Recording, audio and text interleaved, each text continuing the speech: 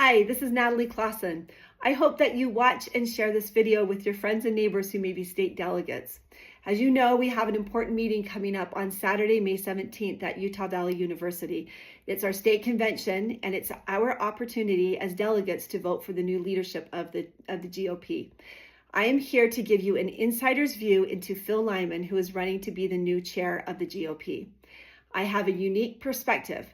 I spent this last year, I had the great opportunity to be able to run with Phil as his lieutenant governor. So we traveled around the state, meeting many of you and in support in running for this office. And I would like to give you some insight into Phil as both a person and as a candidate.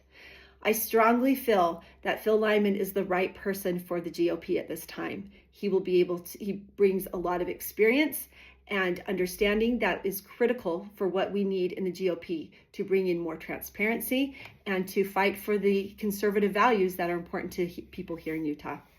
So a couple issues I want to highlight. Number one is election transparency.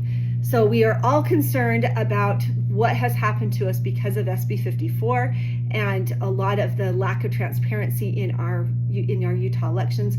We have no Secretary of State. There is an inherent conflict of interest in the Lieutenant Governor's office. There are only 3 states, Utah, Arizona, and Hawaii, that do not have a Secretary of State. We were told that that the Lieutenant Governor's office would have Greg Bell step in as an independent advisor in this last race. That never happened. So we have increased concerns about this conflict of interest that exists in our Lieutenant Governor's office, especially where our Lieutenant Governor and Governor run on the same ticket. That's a problem in our system. The SB 54, Senate Bill 54, which was passed in 2014, which has provided a backdoor to access the ballot where people are able to essentially buy their way onto the ballot by getting signatures and bypassing the vetting process of the delegates, has created an incredible amount of problems within our party. As one judge wisely pointed out, he said, in Utah, it appears that you could have someone such as Bernie Sanders buy his way onto the ballot through gathering signatures and will never be vetted by the Republican Party. And that is absolutely true. There's no requirement for any of those people who've went through this process to adhere to the platform or to follow in any way. So because that is the case, and that is the hand that we've been dealt with by the legislature, we have to make sure that we push back against SB 54 at every crossroads. That may require litigation in some ways, and that's something that we've been involved in. It may involve legislation, and we've been involved in trying to make some positive changes that way. And it also is involved in having the GOP chair push back and get more verification and transparency at every crossroads of this process. So beginning with the nomination petitions, we should be able to, as a party, be able to verify and look at those signature packets. Did they actually get those signature packets? We know now, because with the Spencer Cox race, that we had concerns all along the way. We as candidates were the ones who were raising the flag about it. And it's difficult as a candidate because there is an inherent bias. We raised questions all along the way, which prompted a legislative audit, and 3 audits actually. All 3 of them found that Spencer Cox had signatures that were validated that should not have been validated, and he fell below that threshold. There are questions outstanding. Did he have any extra signatures that would have made up for that shortfall? So far, no one has been able to access or to view any of those signatures, extra signatures, and we don't believe that there's enough.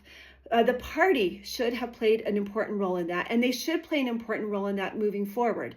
If people are using nominating petitions to access the ballot, the party 100% should be able to view those documents. They should push to be able to view those. They should be part of that process. At a minimum, they should be raising the red flag and be speaking out about it and say, we need to be part of this. You cannot just have this process that we can't view. So that is something that Phil Lyman will definitely push on, and we have been in that fight. We will continue to do so. We cannot just let people be put on the ballots without verifying that they actually had enough signatures to get there. Huge issue. Another one is the primary result. We have, in other states, the party manages the primary. In Utah, we run it through the state, and part of that is because the state pays for our primary. Phil Lyman is in support of having our party do our own primary, where we decide who will be taking the R to the general election, and it won't be decided by our Lieutenant Governor's office. Right now, having our Lieutenant Governor in charge There's an inherent conflict of interest because she's often a candidate. And also she has denied us access to view any of this information that's critical to understand and to be able to verify results of the elections. We cannot see cast vote records. We can't see when, how they came through with the voting, where different votes came in, the timestamp that they came in on. Obviously, we don't want to know how people voted, but we want to see the trends and if there were masses of ballots that were dumped at the beginning. And I mean, you look back at this 2024 race, and there are 9 standard deviations in some cases with the governor's race. That can't happen naturally. There are reasons why we have concerns, and there are reasons why we should be able to have more transparency. As candidates, Phil Lyman and I pushed back to get as much information as possible. The lieutenant governor has denied every one of our requests. The party has an important role here, that the party should step in and say, we need to be able to have access to verify election results and election data.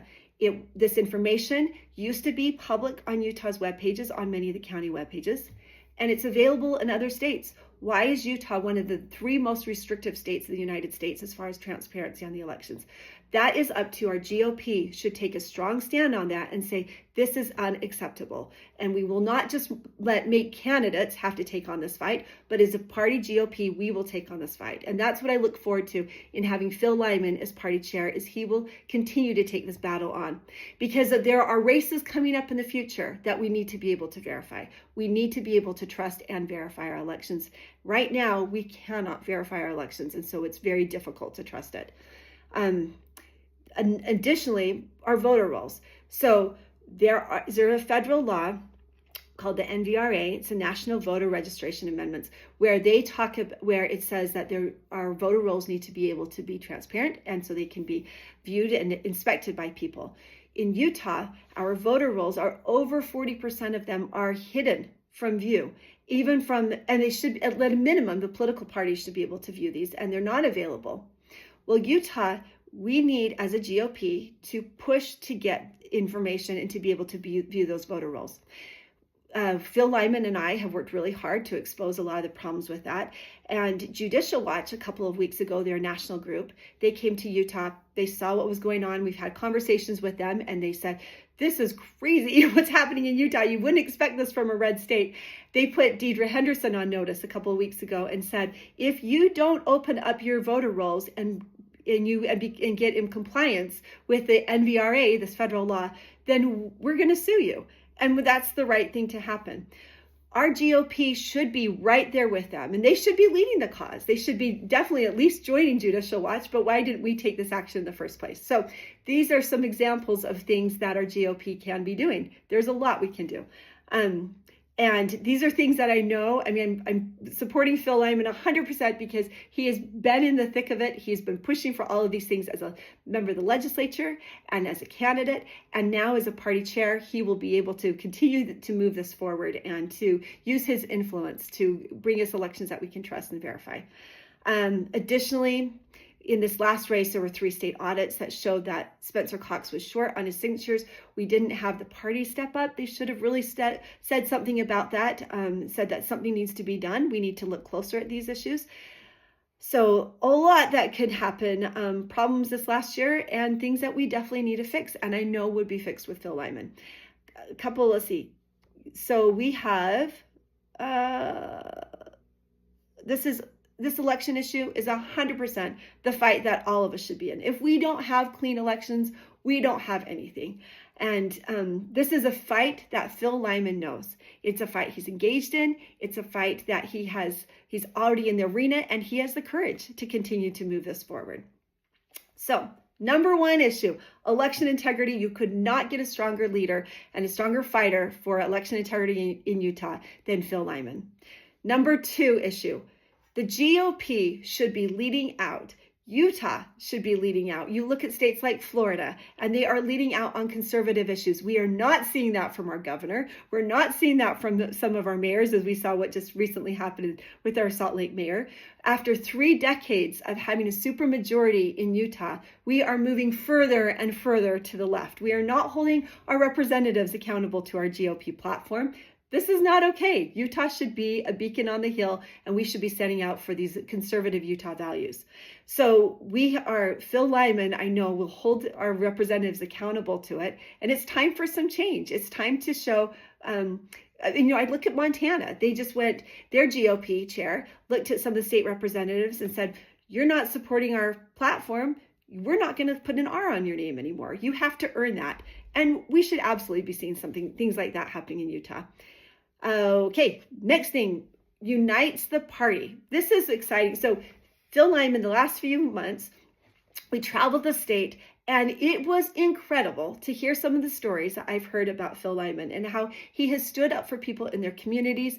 They're all on very quiet bases. People come up to me and would tell us stories about how he supported this person who they had pressure, like mandates pushed against them, unconstitutional things, that he was able to stand up for people. We've seen him stand up on free speech issues, supporting parents who had issues at school board meetings. He's been a strong defender of personal liberty and of parents' rights, of states' rights. He'll be a strong voice representing Utah and pushing back on some of these federal overreach and federal mandates that we're seeing on Utah.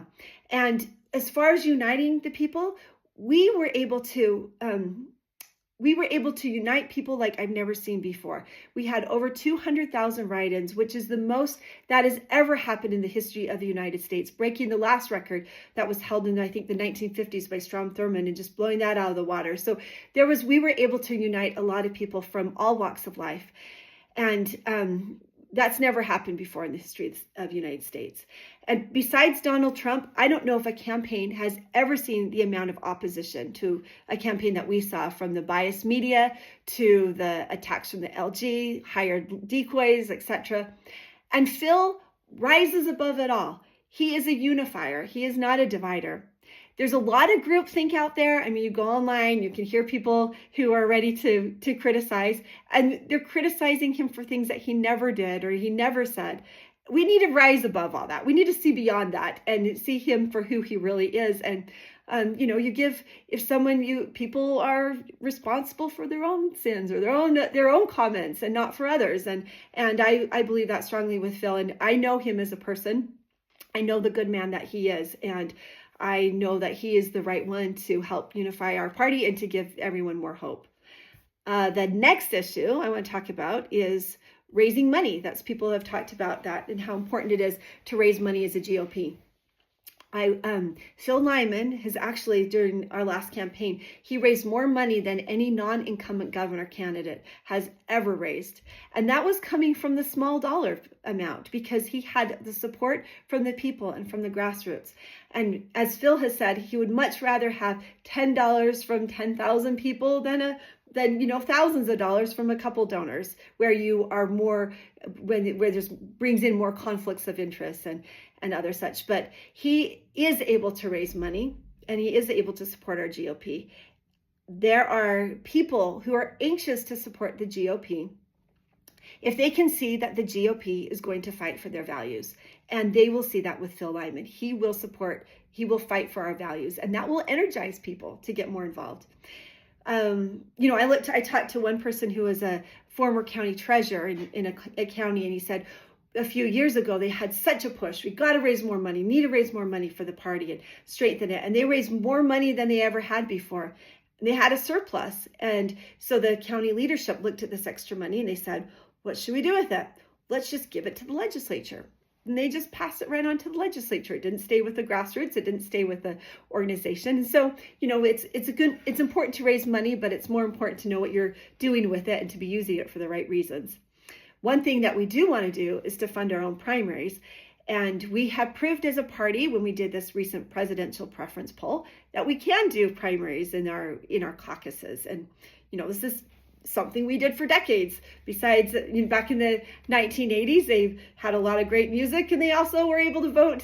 I mean, that was not the only great thing they did then. They also voted in their precincts, which is great. And when we can do this, our delegates are capable, we know, and this will get the state out of their influence out of our party. We can get more control of our party if we can be able to have voting back in our precincts.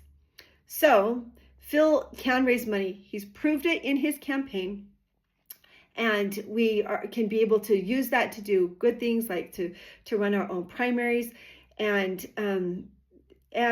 he is, and I'm just looking at my notes here, but we can raise money.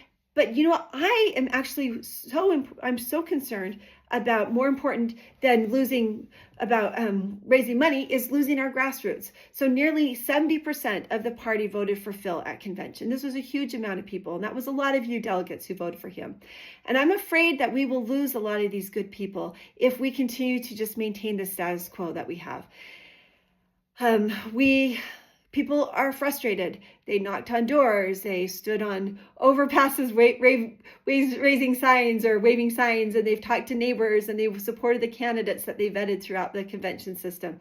But when we had zero access to be able to view any of the results from the primary election, and we didn't have a GOP chair who was pushing back on the lieutenant governor with a lot of these concerns that the delegates had. So Utah is one of the worst states as far as transparency goes. And this last year was a perfect opportunity for the GOP to stand with us as candidates, and this didn't happen. So our party needs Phil, and our delegates need Phil. And I believe with him as party chair, we can be able to continue to keep these good delegates there. We can continue to raise money, and we can bring more hope to the people because they can see that our party leadership is supporting them and supporting their choices. Moving on. I just thought this was cool. I just wrote some notes for me, but Phil is just a good, humble person, very educated. It's always been fun to travel around with him, and I've heard him speak so many times, and every time he talks about the latest book he's been reading. He studies Samuel Adams and John Adams, Gulag Archipelago, Crime and Punishment, Hamilton. He's always learning from the best sources and bringing that insight into politics in Utah. So this is an important race. Rob Axson is a great person. He's a friend of both mine and Phil's. And Phil has said repeatedly that if Rob was standing up for the party and the convention winner and pushing for more of this transparency and this election integrity, that he wouldn't be challenging him for state chair. This is a difficult position. It's a very thankless position to be in. But it's not happening, and it hasn't happened to the extent that it should. So that is why Phil is running. I fully support Phil Lyman. He is the right person for the job. He and Jody, his wife, if you hadn't had a chance to meet her, she is exceptional. They are a team. They have no conflicts of interest besides wanting to fight these battles against corruption and against government overreach so that their children and their grandchildren don't have to fight these battles.